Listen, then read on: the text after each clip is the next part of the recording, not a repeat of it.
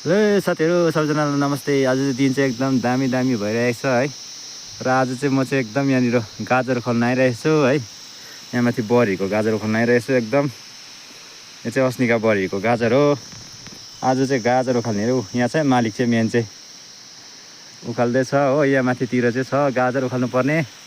र अहिले चाहिँ सुरुवात गर्दै रहेछ। म चाहिँ भर्खर आइपुगेको है। र आज एकदम दिन पनि दामी भइरहेछ।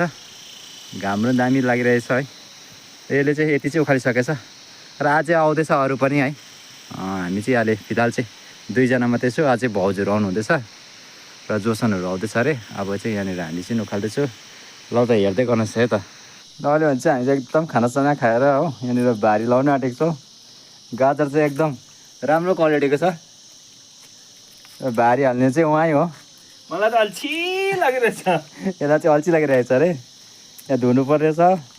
ऊ यता घरको मालिकहरू यता छ बुहारी। बुहारीले चाहिँ एकदम खानासाना दिएर हामीलाई अब चाहिँ यहाँ चाहिँ भारी लाउन आँटेको। लु आजको लागि चाहिँ यति नै हो।